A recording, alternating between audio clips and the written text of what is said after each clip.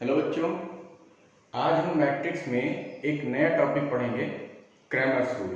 ठीक है, बहुत इंपॉर्टेंट है। एक क्वेश्चन कम से कम एग्जाम्स में जरूर आता है। ठीक, तो क्रैमर्स रूल के लिए पहले हम देखेंगे सारणी क्या होती है, डिटर्मिनेंट क्या होता है। तो जैसे मान लीजिए एक मैट्रिक्स है और ये मैट्रिक्स है 3 × 3 की 1 1 A11 A12 A13 A21 A22 A23 A31 A32 A33। ठीक है, ये एक मैट्रिक्स है और इस मैट्रिक्स की अगर हम डिटर्मिनेंट की बात, मान लो ये ए मैट्रिक्स है तो इसको ऐसे लिखेंगे, ए मैट्रिक्स है। ठीक है, तो इसका डिटर्मिनेंट जो होगा उसको हम ऐसे लिखेंगे, ये दो पैरेलल लाइन बनाते हैं, इसको हम कहेंगे डिटर्मिनेंट ऑफ ए। डिटर्मिनेंट सारणी, हिंदी में सारणी कहेंगे। तो डिटर्मिनेंट ऑफ ए या सारणी जो इसका होगा,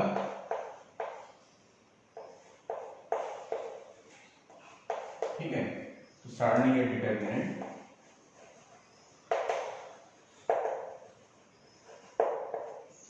तो डिटर्मिनेंट लिखने के लिए क्या करेंगे, देखिए ऐसे इसको लिखेंगे A11 A12 A13 A21 A22 A23 A31 A32 A33। ये डिटर्मिनेंट हो गई। ठीक है, तो इसकी वैल्यू कैसे निकालते हैं, देखिए इसकी वैल्यू, इसका जो हम इसको सॉल्व करेंगे, तो सॉल्व करने पर क्या करते हैं, कैसे करते हैं, देखिए ये वाला हम A11 यहाँ लिखेंगे और फिर एक हम इस लाइन की रो और कॉलम को छोड़ देंगे। उसके बाद जो एलिमेंट्स बचते हैं उनको हम एक डिटर्मिनेंट में लिखेंगे, A22 A23 A32 और A33। फिर माइनस का साइन लगाएंगे और A12 लिखेंगे।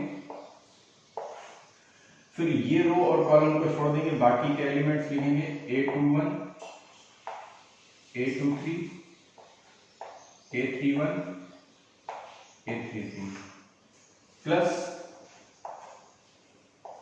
A13 और ये रो और कॉलम को छोड़ेंगे A21 A22 A31 और A32। अब इसको सॉल्व करना आपको आता है कि A22 को A33 से मल्टीप्लाई करेंगे, माइनस करेंगे A23 और A32 को मल्टीप्लाई करके। देखिए कैसे करते हैं,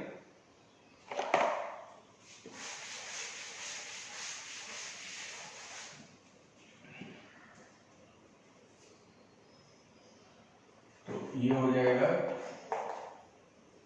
A11 multiplied by A22 A33 minus A23 A32 minus A12 A21 A33 minus A23 A31 plus A13 A21 A32 minus A22 A31। इसको सॉल्व कर लेंगे और जो वैल्यू आएगी इसकी, वो डिटर्मिनेंट ऑफ ए की वैल्यू कहलाती है। अब इसी तरीके से अगर 2 × 2 का डिटर्मिनेंट होगा तो हमें सिर्फ ये सॉल्व करना है, इसको मल्टीप्लाई करेंगे, डायगोनल को मल्टीप्लाई करेंगे और माइनस कर देंगे। ठीक है, तो इस तरीके से हम लोग डिटर्मिनेंट को सॉल्व कर लेते हैं। अब इसके बाद हम लोग देखेंगे क्रैमर्स रूल। क्रैमर्स रूल क्या कहता है, जरा देखें, मिटा दें इसको।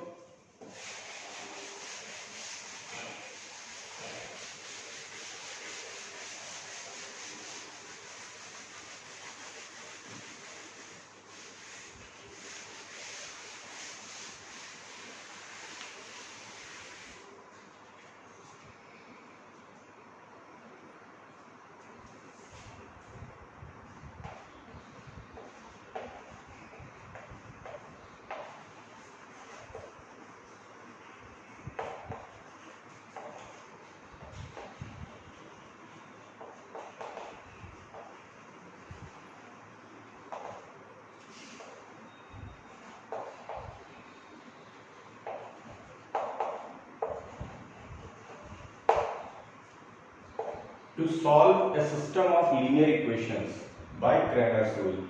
एक सिस्टम ऑफ लीनियर इक्वेशंस है, लीनियर इक्वेशंस का एक समूह है, सिस्टम है, और उसको हम क्रैमर्स रूल की सहायता से सॉल्व करेंगे, क्रैमर्स रूल से सॉल्व करेंगे।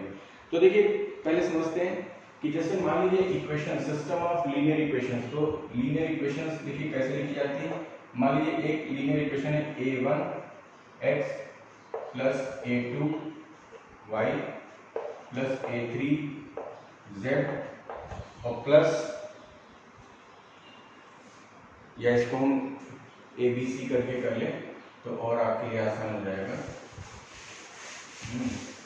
ऐसे ना लिख करके इसको लिखें a1x plus b1y plus c1z plus d1 equal to 0। ये एक लीनियर इक्वेशन है। इसी तरह की और भी लीनियर इक्वेशन है, जैसे मान लीजिए a2x plus b2y plus c2z plus d2 equal to 0, a3x plus b3y plus c3z plus d3 equal to 0। ये तीन इक्वेशंस का एक सिस्टम है, ठीक है। और अब कहते हैं इसको सॉल्व करना है। देखिए सॉल्व करने का अर्थ क्या होता है? सॉल्व करने का अर्थ ये होता है कि देखिए जो a1 b1 c1 d1 a2 b2 c2 d2 a3 b3 c3 d3 ये जो वैल्यूज हैं, ये इनकी ये वैल्यूज नोन वैल्यूज होंगी, ठीक है। इनके मान आपको पता होंगे, लेकिन जो x y z है ये अननोन वैल्यूज हैं या वेरिएबल्स हैं। तो इनकी वैल्यूज को निकालना ही इसको हम सॉल्व करना कहेंगे इसको सॉल्व करना है। तो इसका अर्थ क्या होगा कि हमें x y और z की वैल्यूज फाइंड करनी है, निकालनी है, ठीक है। तो देखिए ये रूल क्या कहता है? ये रूल ये कहता है कि अगर इस तरह की कोई इक्वेशन दी हो, ठीक है, और उसमें अगर हम ऐसे करें कि एक डेल्टा यानी डिटर्मिनेंट हम निकालें, डेल्टा इज इक्वल टू, अगर ऐसा है कि a1 b1 c1 a2 b2 c2 a3 b3 और c3, ठीक है। ये एक डिटर्मिनेंट बना लें। जो वेरिएबल्स दिए हुए हैं x y और z के, इनके जो मल्टीप्लायर्स हैं, कि कोफिशिएंट्स हैं, उनसे एक डिटर्मिनेंट बनाएं।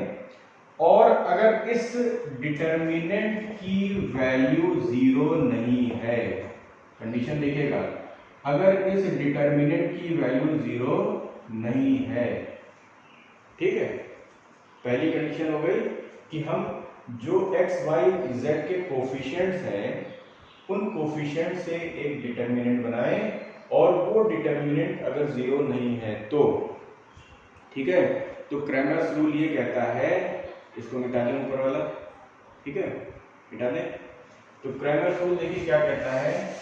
क्रैमर्स रूल ये कहता है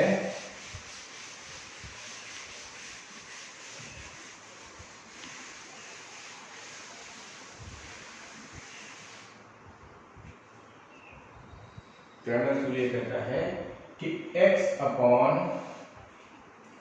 अब ये देखिए डिटर्मिनेंट बनाएंगे, और जो x का कोफिशिएंट था उसको छोड़ करके बाकी के जो एलिमेंट्स होंगे उनकी डिटर्मिनेंट बना लें। तो बाकी एलिमेंट क्या बनेगा? b1 c1 d1 b2 c2 d2 b3 c3 d3, ठीक है। ये हो गया x अपॉन, ये हो गया is equal to minus Y. देखिए यहाँ पर क्या करेंगे? प्लस माइनस चलेंगे, तो माइनस वाई कर दिया, और y के कोफिशिएंट को छोड़ करके बाकी के एलिमेंट्स के साथ में हमें एक डिटर्मिनेंट बनाना है। तो क्या हो जाएगा यहाँ पर?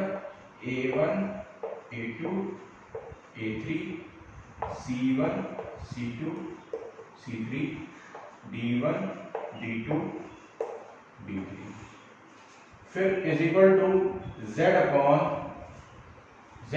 अब z के कोफिशिएंट को छोड़ दीजिए, बाकी के एलिमेंट से एक डिटरमिनेंट बना लीजिए। तो z का कोफिशिएंट क्या था? c1 c2 c3 थे, तो यहाँ हो जाएगा a1 b1 d1 a2 b2 d2 A3 B3 और D3, ठीक है, इज इक्वल टू -1, ठीक है। अब देखो क्या है कि यहाँ पर 1 अपॉन आना चाहिए था, ठीक है, लेकिन हम यहाँ पर क्या लिखेंगे, plus minus plus minus, -1 upon A1 B1 C1, A2 B2 C2, A3 B3 C3, ठीक है। तो ये हो गया आपका क्रैमर्स रूल, ये क्रैमर्स रूल है, और इस क्रैमर्स रूल से हम इसको सॉल्व करेंगे। क्या करना होगा, देखिए कोई इक्वेशन दी हुई है, उस इक्वेशन से हम ये डिटर्मिनेंट बनाएंगे, इस प्रकार से हम इसको लिखेंगे, और लिखने के बाद पहले हम डिटर्मिनेंट को सॉल्व करेंगे, ये वाली जो डिटर्मिनेंट्स होंगी इनको सॉल्व करेंगे, और सॉल्व करने के बाद फिर हम क्या करेंगे, किन्हीं दो को, इसको इसके साथ लेकर के, इसको इसके साथ, इसको इसके साथ लेकर के, इसको इसके साथ लेकर के सॉल्व कर लेंगे, और आपकी वैल्यूज जो है XYZ की फाइंड हो जाएंगी। तो इसके लिए एक एग्जांपल लेकर के समझते ज्यादा समझ में आएगा, ठीक है। मैं एक एग्जांपल लिखता हूं, क्वेश्चन है x + y + z = 7, ठीक है, x + 2y + 3z = 16, x + 3y + 4z = 22। ये एक इक्वेशन, सेट ऑफ इक्वेशन या सिस्टम ऑफ इक्वेशंस दिया हुआ है, और अब आपको इसमें क्रैमर्स रूल लगाना है, ठीक है। तो पहले हम क्या करें कि हम इसको प्रॉपर फॉर्म में इसको हम कन्वर्ट कर लें, ठीक। तो क्या करेंगे इसको कि जो RHS है उसको हम लेफ्ट हैंड साइड में लेकर के आएंगे, LHS में लाएंगे, तो उससे फायदा ये मिलेगा कि राइट हैंड साइड में सब जीरो हो जाएगा। देखिए कैसे, x + y + z -7 = 0 हो गया, ठीक है। फिर x + 2y + 3z -16 = 0, x + 3y + 4z -22 = 0। तो ये हमने इक्वेशंस को लिख लिया, ठीक है। नोट कर लीजिए, फिर आगे हम सॉल्व करते हैं इसको, ठीक। चलिए मिटा दें।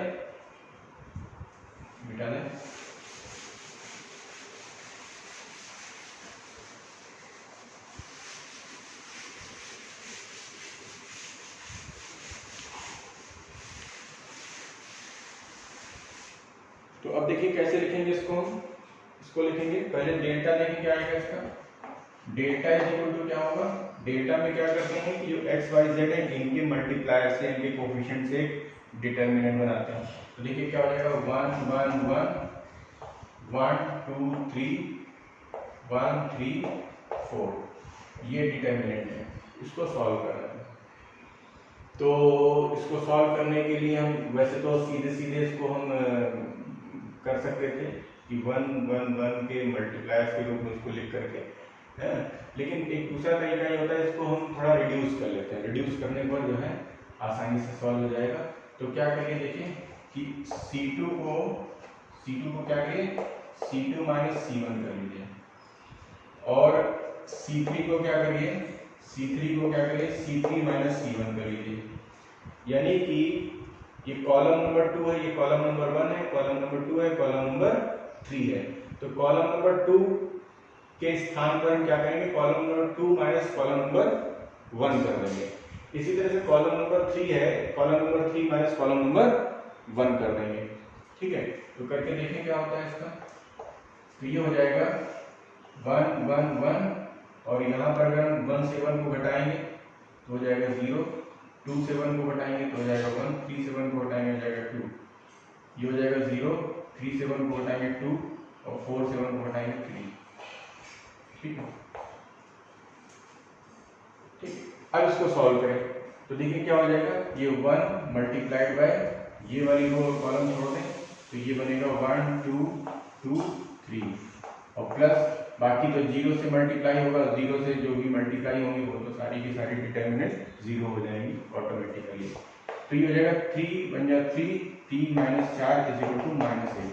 तो जो -1 आया इसका मतलब क्या हुआ कि ये डिटर्मिनेंट जीरो नहीं है, delta is not equal to zero. यानी इससे क्या प्रूफ हुआ कि delta is not equal to zero. यानी यहाँ पर हम क्रैमर्स रूल लगा सकते हैं। अगर ऐसा delta is equal to zero आ जाए तो हम वहां पर क्रैमर्स रूल नहीं लगा पाएंगे, ठीक है, लेकिन यहाँ पर हम क्रैमर्स रूल लगा सकते हैं। देखिए कैसे लगाएंगे, अब देखिए तो मिटा देंगे वाला ऊपर वाला।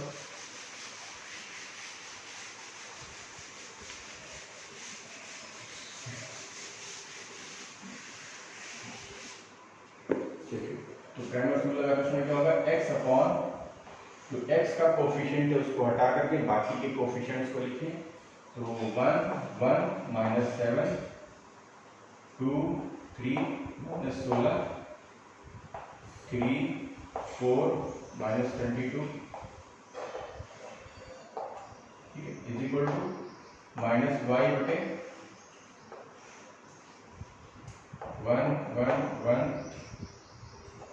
1 3 4 minus 7 minus 16 minus 22 is equal to z upon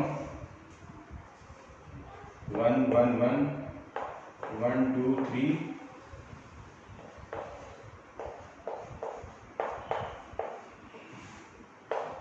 ठीक है, इज इक्वल टू -1 अपॉन 1 1 1 1 2 3 1 3 4, ये हो गया।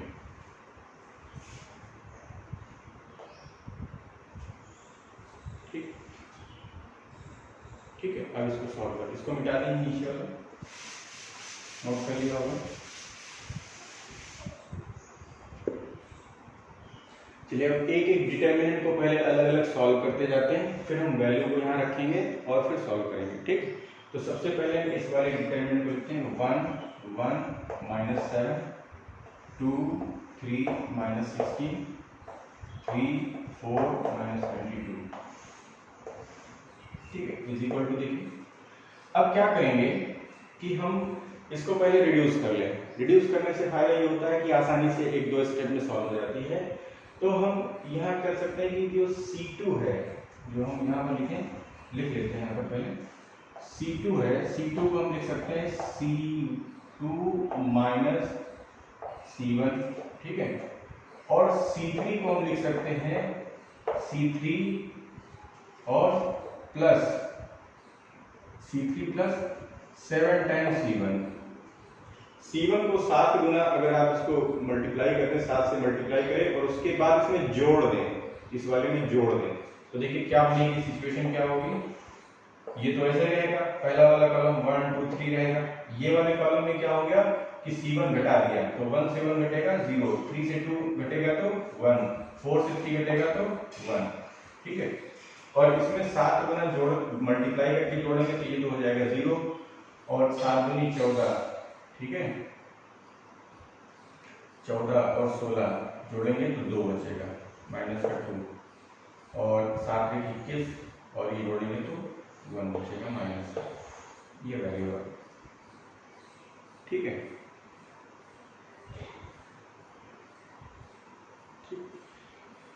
तो अब देखिए क्या होता है, इसका वैल्यू क्या होगी। अब इसको सॉल्व करेंगे तो ये हो जाएगा 1 इंटू 1 माइनस 2 1 माइनस 1, ठीक। तो ये सॉल्व करेंगे तो -1 को 1 से मल्टीप्लाई करेंगे तो -1 आएगा, और फिर -2 को मल्टीप्लाई करेंगे 1 से तो -2 आएगा, फिर माइनस करेंगे तो प्लस का 2 हो जाएगा, तो इज इक्वल टू हो जाएगा 1। इसकी वैल्यू आ गई 1, ये वाली जो डिटर्मिनेंट है इसकी वैल्यू आ गई 1। तो हम यहाँ पर इसको मिटाते हैं, आप लोग नोट कर लीजिए, इसको मिटा देते हैं, यहीं पर हम इसकी वैल्यू को लिख देते हैं, ठीक है। तो ये वैल्यू हो गई इसकी 1। तो x अपॉन 1 हो गया। अब चलिए इसको सॉल्व करते हैं।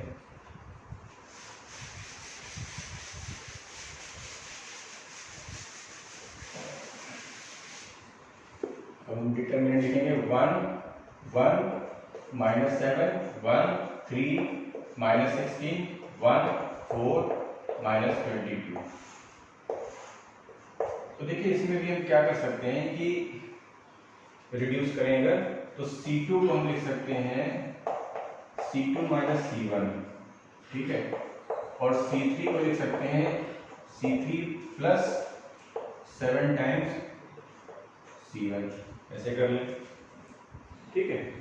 तो क्या मिलेगा 1 1 1 0 2 3 0 और 7 इसमें मल्टीप्लाई करके जोड़ेंगे तो माइनस का 9 बचेगा और 7 ये 15 बचेगा माइनस 15, ठीक है।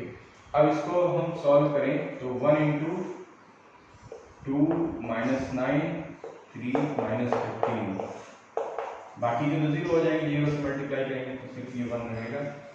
तो ये हो जाएगा 15 दूना 30 माइनस का 30 और 9 3 27 प्लस का 27, ठीक है।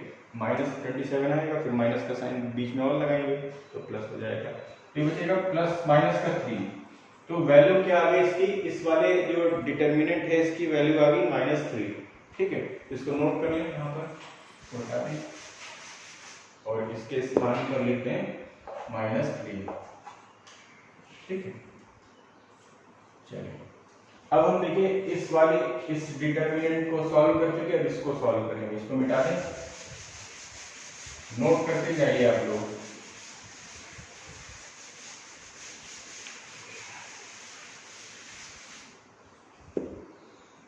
तो 1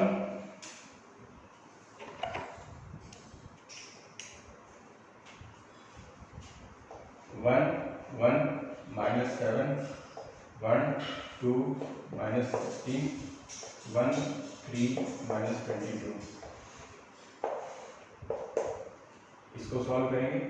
तो यहाँ भी हम क्या कर सकते हैं, यहाँ हम कर सकते हैं C2 को रिड्यूस कर लें, C2 माइनस C1 कर लें, सॉल्व कर लें, और C3 को क्या करें, इस C3 प्लस 7C1 कर लें, ठीक है। तो इससे क्या होगा, इससे ये होगा कि ये हो जाएगा 1 1 1 और ये हो जाएगा 1 1 1 और 0 1 2 और 0 और माइनस का 9 माइनस का 15, सॉल्व करें तो 1 इंटू 1 माइनस 9 2 माइनस 15 माइनस 15 और plus 18 is equal two plus 3। तो ये वैल्यू आ गई +3, यहाँ रख दें, यहाँ वैल्यू रख देते हैं +3 +3, और इसकी वैल्यू हम पहले भी निकाल चुके हैं, वो वैल्यू आई थी इसकी कितनी, -1, ठीक है। तो ये वैल्यू हम यहाँ पर -1 रख दें,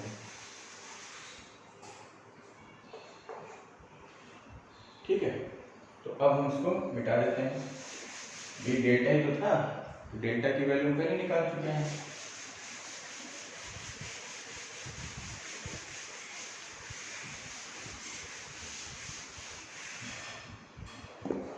तो देखिए -1 अपॉन -1 है तो ये +1 हो जाएगा, इसको हम सीधे सीधे ऐसे लिख सकते हैं +1 यानी 1 लिख सकते हैं। अब देखो x upon 1 is equal to -y upon 3 z upon is equal to z upon plus का 3। तो इसको हम यहाँ पर ये -y ये भी तो हम प्लस कर सकते हैं, ठीक। तो अब देखिए x इज इक्वल टू क्या है, इसके साथ इक्वेट करें तो x upon 1 is equal to 1, so this implies x is equal to 1। y upon 3 is equal to 1 कर लें, इसके साथ इक्वेट कर लें, 3 हो जाएगा, y is equal to 3। z upon 3 is equal to 1 कर लें तो z इज इक्वल टू आ जाएगा 3। तो क्या होगी values, x is equal to 1, y is equal to 3 और z इज इक्वल टू 3।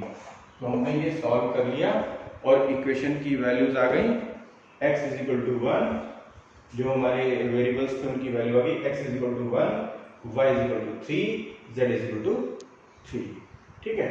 तो इस तरीके से हम क्रैमर्स रूल लगा करके और इक्वेशंस को सॉल्व कर सकते हैं। तो कुछ और एग्जांपल्स देखेंगे अगले लेक्चर में। ठीक है, थैंक यू।